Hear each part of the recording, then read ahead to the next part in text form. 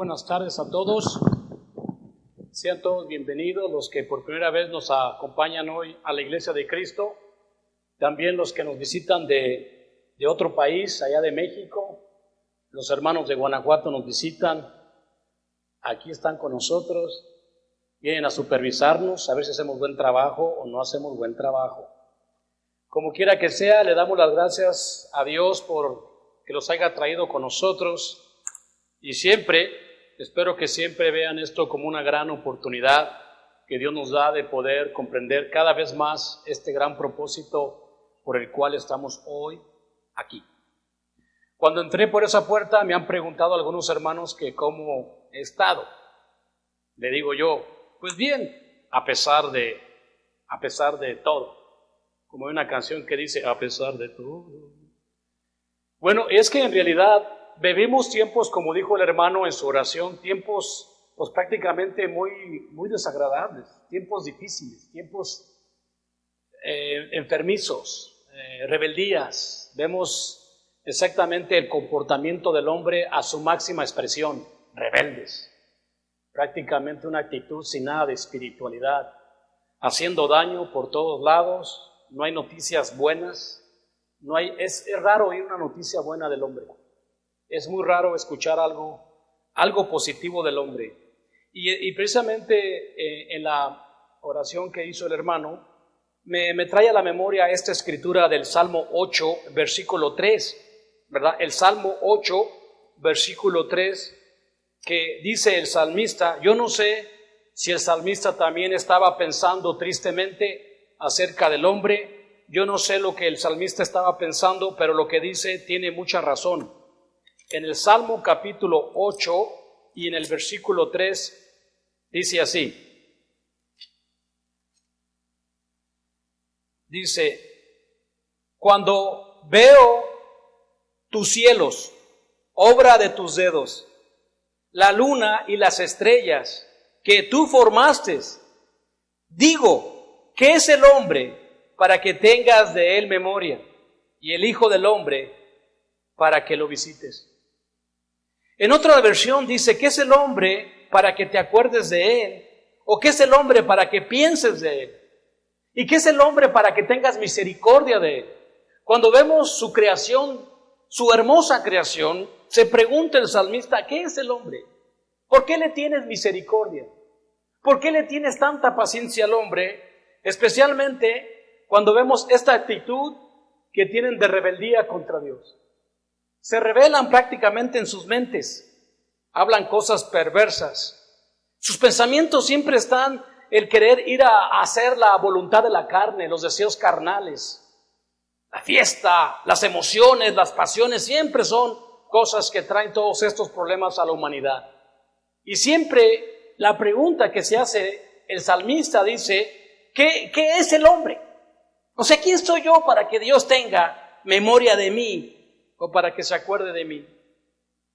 Cuando estudiamos la Biblia, cuando nos pusimos a estudiar la Biblia, nos hemos puesto a recordar, y siempre lo hemos hablado, de cómo es que Dios nos ha enseñado aquel hombre que escogió, aquel hombre o aquel pueblo de Israel, que Dios lo escogió por medio de Abraham, un hombre de fe.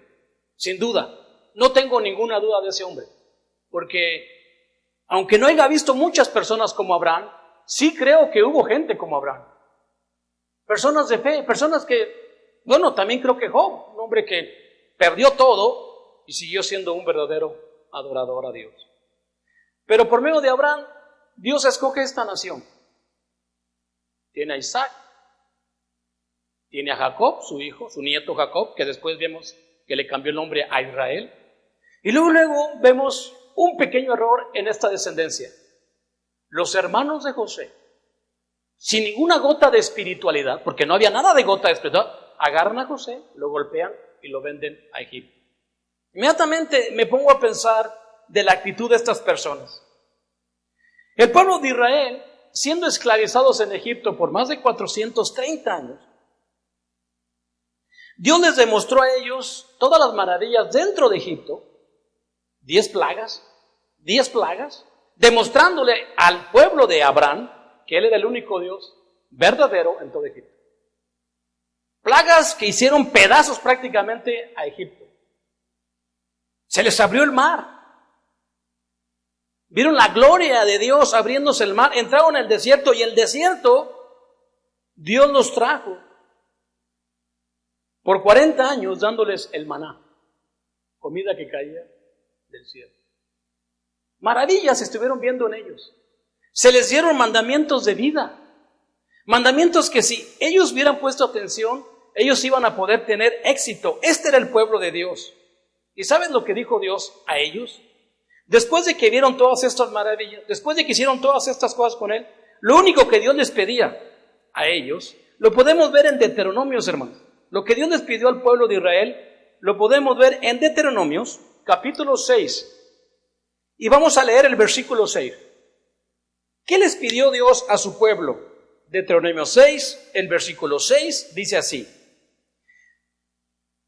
y estas palabras que yo te mando hoy estarán sobre tu corazón, y las repetirás, fíjate bien, y las repetirás a tus hijos, y hablarás de ellas estando en tu casa, andando por el camino, al acostarte y cuando te levantes. Las atarás como una señal en tu mano, estarán como un frontal entre tus ojos, y las escribirás en los postes de tu casa y en las puertas. ¿Sabes qué pasó con los judíos? Ellos no lo hicieron.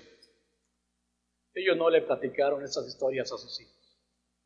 Se les olvidó todas esas maravillas. Se les olvidó predicar, exhortar a sus hijos. Decirles: hijos, tenemos al Dios verdadero. Tenemos a un Dios de amor que está con nosotros, pero vemos por la historia que ellos no les predicaron nada, absolutamente nada a sus hijos.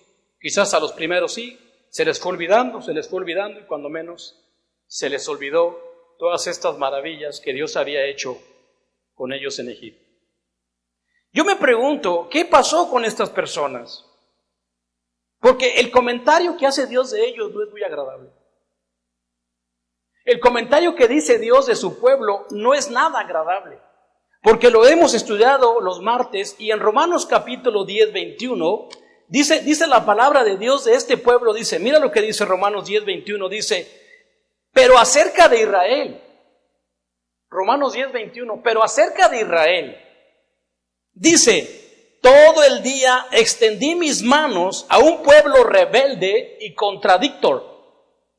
A un pueblo, todo el día el Señor me está enseñando su amor y su misericordia hacia su pueblo, diciendo que todo el tiempo le extendió la mano a un pueblo rebelde, a un pueblo contradicto, o sea, un pueblo que renegaba, un pueblo que no quería o iba en contra, era opositor de Dios, iba en contra de su espíritu. Y Dios dice, le extendí una mano. ¿A quién le extendiste la mano, hermano? A un pueblo contradicto, a un pueblo rebelde.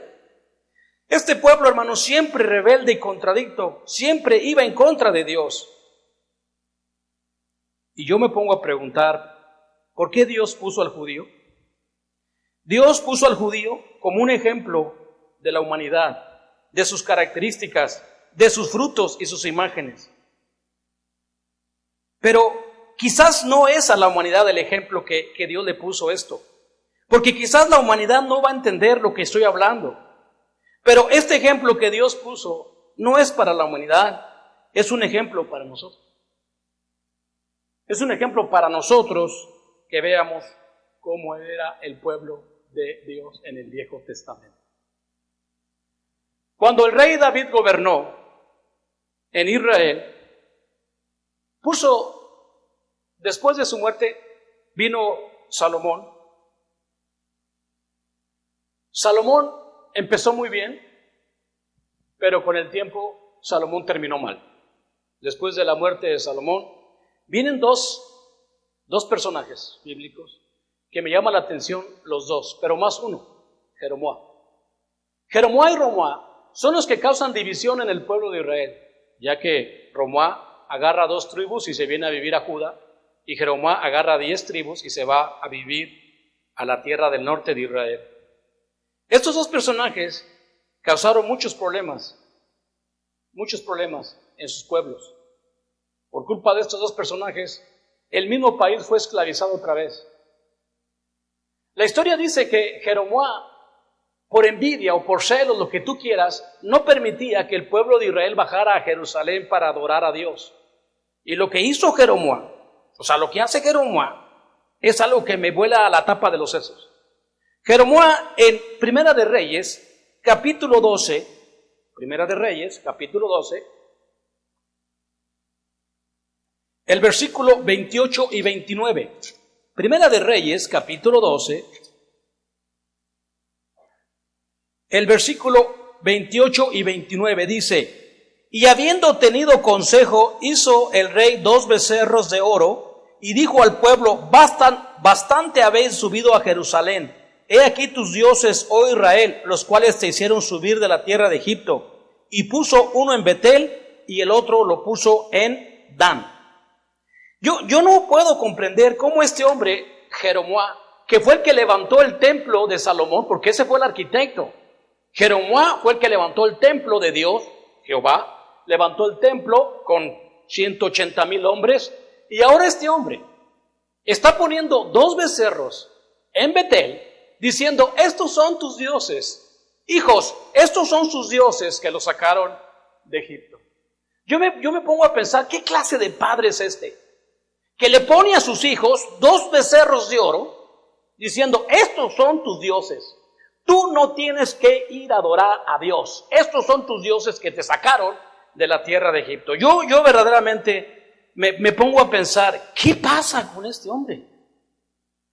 Porque la historia dice que los hijos de este hombre se lo tragaron los perros. Ustedes saben la historia. Ustedes saben la historia que este hombre era un verdadero hipócrita, porque cuando él necesitó de Dios, ya que su esposa estaba muy enferma y su hijo nació enfermo, y va y le dice a su esposa: ve a ver al profeta Natán y dile que si mi hijo va a vivir o que si mi hijo va a morir. O sea, sí cree en Jehová, y manda a su esposa para que vaya a ver al profeta y le diga que si su hijo va a vivir o va a morir. Y el profeta Natán dice: vete disfrazada para que no te reconozca. Fíjate hasta dónde llega la malicia o cree que pueden engañar a Dios. Natán era un viejito, ya no podía ver. Y le dice Dios a Natán: ahí viene la mujer de Jeroboam, y le vas a decir lo siguiente. Llega la señora y le dice: señor profeta, mi hijo va a vivir. ¿Por qué vienes tapada, mujer de Jeroboam? En cuanto regreses a tu casa, tu hijo va a morir. Y todos los descendientes de la casa de Jeroboam se la van a tragar los perros. Así le dijo el profeta de Dios, le dijo eso a la esposa de Jeroboam.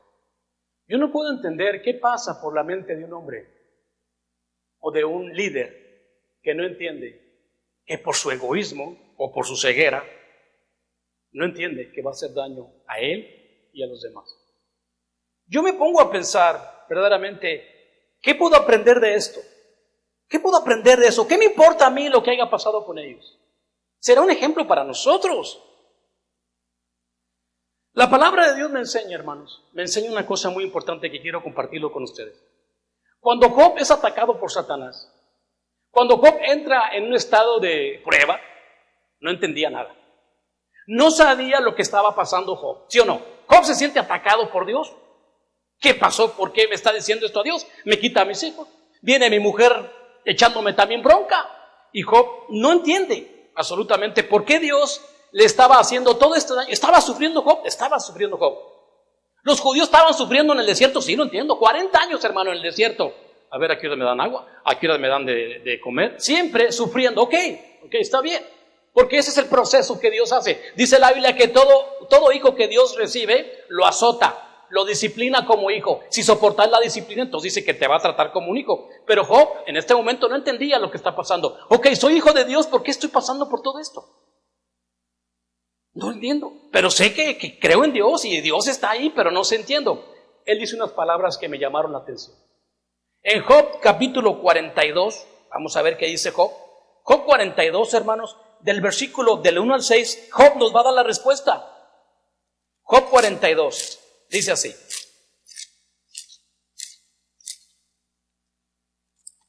Job 42, del 1 al 6. Dice, respondió Job a Jehová y dijo,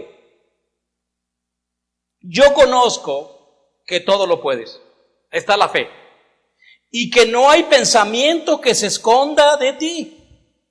¿Quién es el que oscurece el consejo sin entendimiento? Por tanto, yo hablaba lo que no entendía, cosas demasiado maravillosas para mí que yo no comprendía. Oye, te ruego y hablaré, te preguntaré y tú me enseñarás. De oído te había oído, de oídas te había oído, mas ahora mis ojos te ven. Por tanto, me aborrezco y me arrepiento en polvo y me arrepiento también en ceniza. Job me está enseñando, hermanos, que él escuchaba la enseñanza, pero sin entendimiento. O sea, Job, todas estas enseñanzas, porque son enseñanzas las disciplinas, son puras enseñanzas que Dios está mandando, pero sin entendimiento. Y por eso él decía, yo respondía a lo que estabas haciendo, pero no entendía, porque yo sé que tú puedes conocer todos los pensamientos. Y aquí, en esta escritura, me da a entender que Job entendió muy bien. Entendió muy bien por qué tuvo que pasar. Imagínate la historia de Job, hasta el día de hoy se cuenta. ¿Hace cuántos años pasó eso? Y todavía oímos y hablamos de este hombre de Job.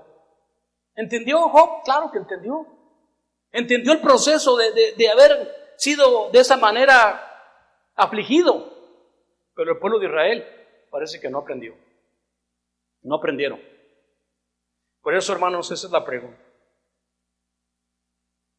¿Qué podemos aprender de estos? ¿Qué podemos decir?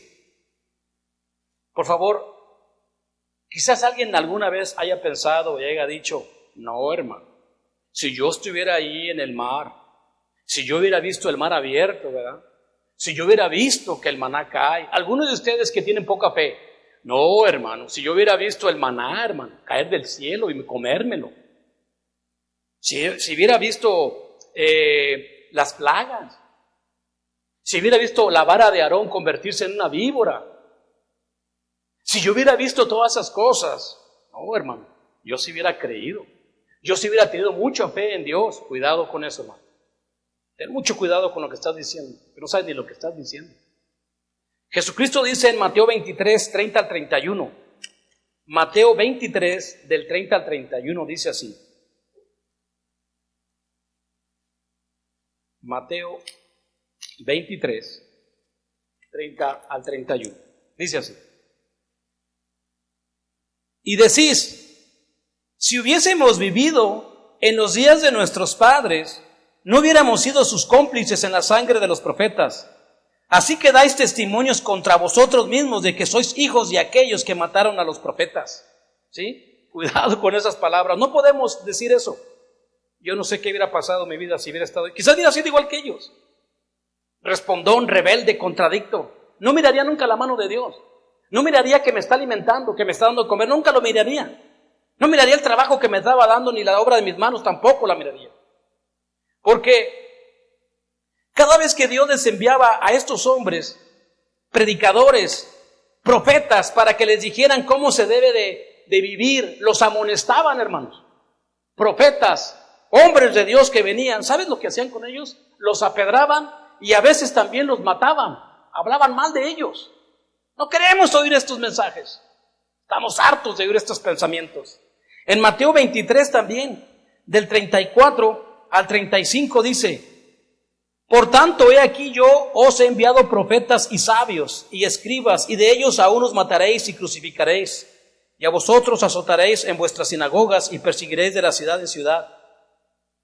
Dice, para que venga sobre vosotros toda la sangre justa que se ha derramado sobre la tierra, desde la sangre de Abel, el justo, hasta la sangre de Zacarías, hijo de Berequías, a quien matasteis entre el templo y el altar. De cierto os digo que todo esto vendrá sobre esta generación. Vemos cómo el Señor siempre ha tratado de ayudar a su pueblo mandando profetas, predicadores, para que el pueblo escuche palabras de cordura, palabras de sabiduría, palabras espirituales que edifique al hombre y a la familia, que los lleve a un lugar más alto.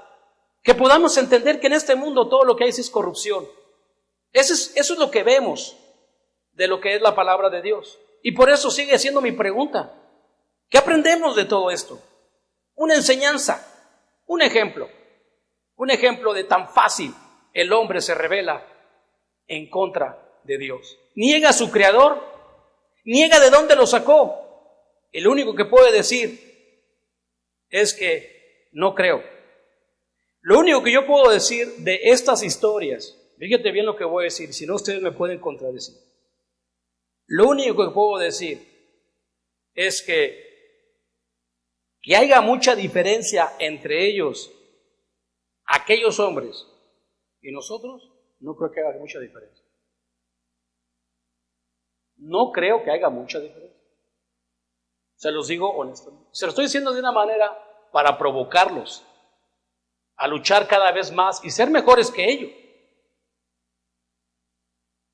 El único que me queda a mí como estar enfrente de ustedes es que quiero seguir predicando. Es lo único que me queda hacer, seguir predicando.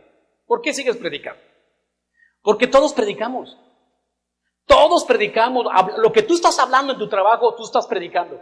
Lo que tú estás diciendo día a día en tu vida, tú estás diciendo lo que tú estás diciendo. Aunque Jesucristo te mandó a predicar su palabra, tú estás predicando. Ya sé que predicas la palabra. O estás predicando chismes, estás predicando discordia, estás predicando problemas. Pero estás predicando. Todos nosotros, hermanos, estamos predicando de una manera u otra. Con nuestra actitud, con nuestra forma de ser. Yo sé que yo no soy perfecto, pero sé que predicando tengo quizás una oportunidad. Tengo una oportunidad y quizás no la aproveche tampoco. Porque nadie puede decir, yo voy al cielo. No. Tengo una oportunidad de ir cambiando mi actitud. No puedo estar enfrente, estar predique y tú estás haciendo lo peor. Yo sé y lo entiendo, eso no es lógico. La predicación es para que el predicador se mejore y le aviente la responsabilidad al que oye la predicación. Ahora la predicación o el mensaje es para ustedes. ¿Qué van a hacer con el mensaje? Yo ya lo oí, yo ya lo investigué, yo ya lo entendí. ¿Pero lo voy a llevar a cabo? No lo sé. Ahora la predicación es para ustedes. Pero es un mandamiento predicar. En 1 Corintios, capítulo 1, versículo 18, dice así. 1 Corintios, capítulo 1, versículo 18 dice: porque la palabra de la cruz es locura a los que se pierden, pero a los que se salvan, esto es a nosotros, es un poder de Dios. La palabra de cruz, la palabra del evangelio, es locura para el hombre carnal. Pero para nosotros, dice, para nosotros es poder de Dios, es el evangelio. Pues está escrito: destruiré la sabiduría de los sabios, desecharé el entendimiento de los entendidos. ¿Dónde está el sabio? ¿Dónde está el escriba? ¿Dónde está el disputador del siglo? ¿No ha enloquecido Dios la sabiduría del mundo? Pues ya que en la sabiduría de Dios el mundo no conoció a Dios, mediante la sabiduría agradó Dios a salvar a los creyentes por la locura de la predicación. ¿Dónde está el sabio? ¿Dónde está el escriba? Quítatela, póntela, que te vas a infectar, que muévetela para acá, que sí, que no, ya no saben ni qué hacer. Ellos creen que pueden salvar vidas. Están todos confundidos con lo que está pasando. No saben nada, ni entienden nada, porque así dice la Biblia. Dios ha enloquecido este mundo. No saben ni lo que va a pasar. Si viene otra, no saben ni lo que va a pasar. Pero se van a morir como nos vamos a morir todos. Tarde o temprano nos vamos a morir. Pero dice la Biblia que Dios ha querido salvar al creyente. Salvarlo no de este mundo. No te está diciendo que te va a dejar aquí para que vistas santos, como dicen vulgarmente. No, te está salvando de esta condenación a la vida eterna. ¿Dónde está Cristo sentado? A la diestra del Padre. Entonces dice en la Biblia que por la predicación Dios le ha parecido bien salvar al creyente. Salvar al creyente. Dice la palabra de Dios que debemos de predicar todo el tiempo. Todo el tiempo debemos de predicar. A eso le agrada a Dios, que el hombre esté predicando. Ese es el ejemplo. O sea, estoy hablando de los judíos para un ejemplo para salvar al creyente por esta locura de la predicación. El predicar, hermanos, es exhortar, es exponer las fallas pasadas, las fallas presentes y el futuro, lo que va a venir. Eso es predicar, es expresar lo que ha pasado en el mundo y lo que Jesucristo nos dijo que debemos ir a hablar de Él al mundo entero. Lo que los judíos, los padres, no lo hicieron consigo. Háblale a tus hijos de mí. Yo sé que algún día tú te vas a morir, pero déjale a tus nietos lo que sigue. Siguen tus nietos, tus bisnietos. Quiero que todos ellos me conozcan, porque esa era la profecía. Del más pequeño hasta el más grande me conocerán.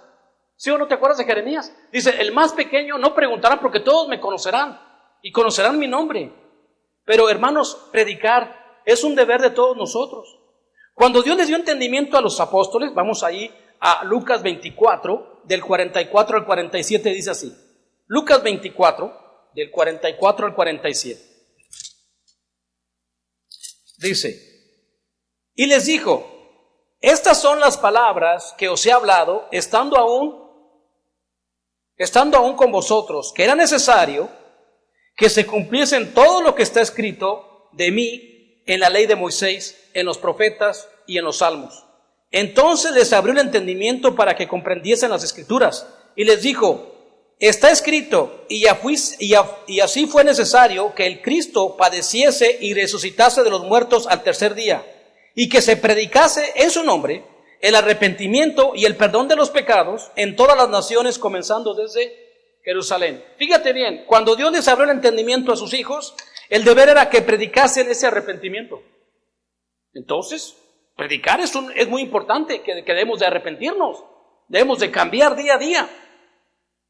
Pero muchos no lo estamos haciendo, no estamos predicando, ni en las casas, ni afuera, ni en ningún lugar. Pablo exhorta a Timoteo que predique afuera de tiempo y a tiempo, ahí segunda de Timoteo 4, del 1 al 2. Predica, dice, predica todo el tiempo, dice, a tiempo y fuera de tiempo, exhorta, te encargo que exhortes.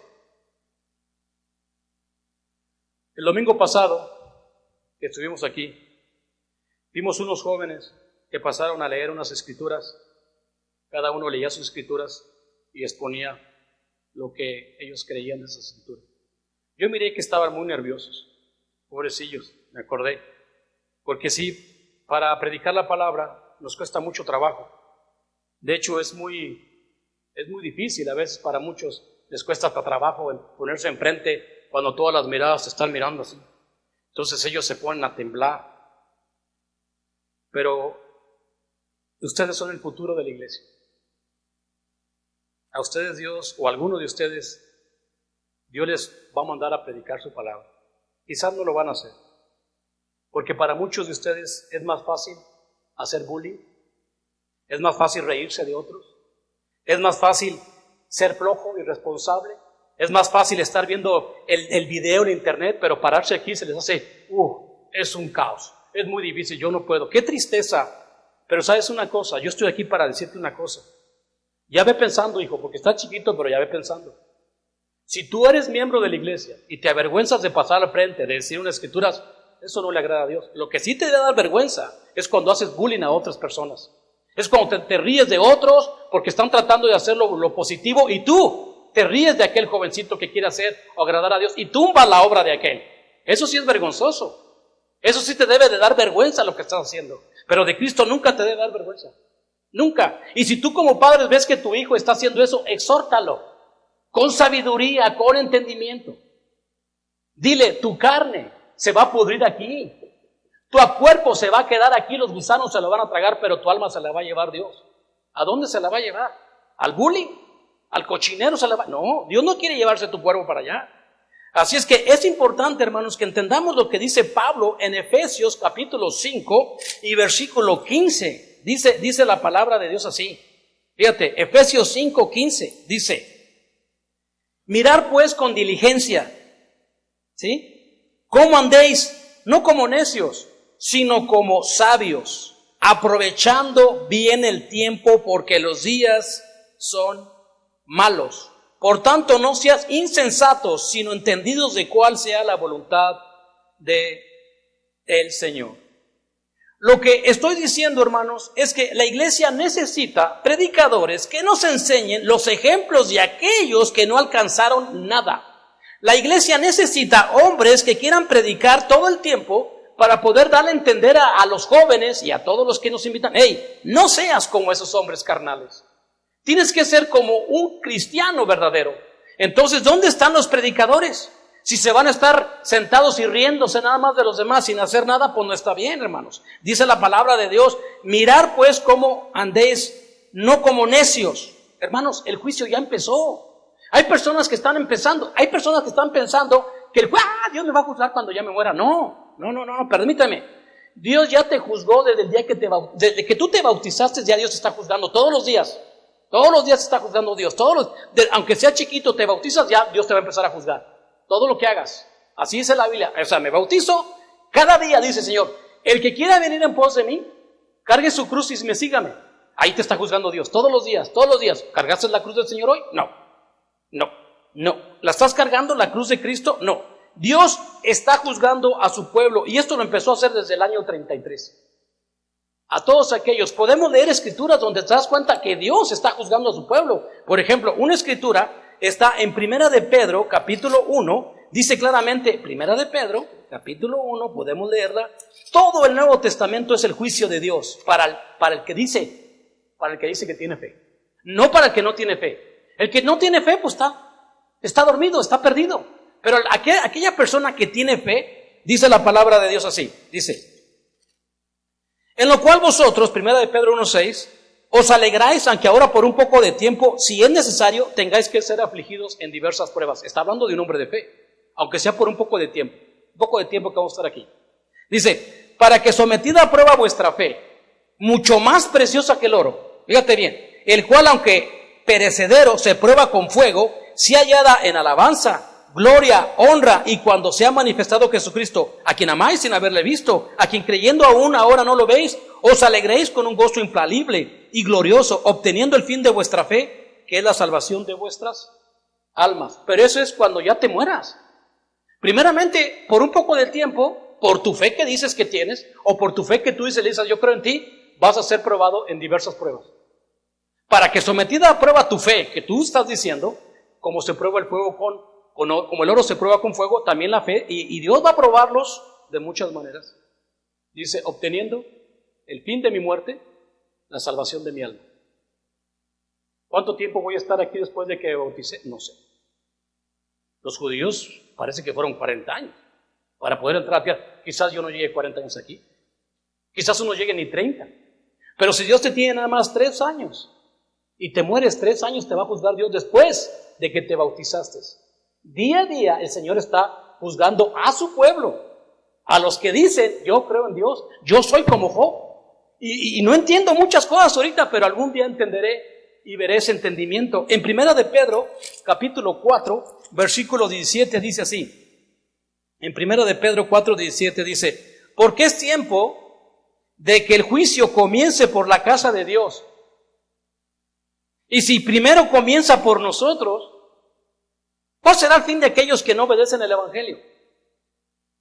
Y si el justo con dificultades se salva, ¿dónde va a aparecer el pecador o el impío? O sea, dice Pedro, oigan, el juicio de Dios va a empezar por nosotros. Y si primero empieza por nosotros, ¿dónde van a aparecer aquellos que no obedecen el Evangelio? Ahora, nosotros ya lo obedecimos, pero tenemos que seguir viviendo por el Evangelio. Acuérdate que Pablo dijo, hermano, el Evangelio que te he predicado debe ir para el Evangelio, por el Evangelio, en el Evangelio. Y eso es importantísimo. Y cada vez que veas que un hermano o una hermana anda mal, exhórtale. Un hijo anda mal, exhórtalo, enfréntalo. Ahorita es tiempo de evitarlo.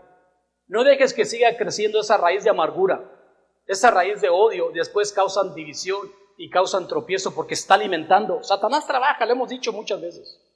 Pero el juicio, hermanos, ya empezó. Y el juicio empezó hace más de 20 años. Ya más de 20 años. Dios me ha estado juzgando todos los días. ¿Le he fallado? Sí. ¿He cometido faltas? Sí. Él lo sabe. Él es el único que me está juzgando día a día. Pero yo quiero entender que el juicio ya empezó. Y que nosotros, dice el apóstol Pablo, que debemos de andar siempre en el Espíritu. No satisfacer los deseos de la carne. Porque eso fue lo que hicieron ellos. Ellos sí satisfacieron los deseos de la carne. Dice Pablo.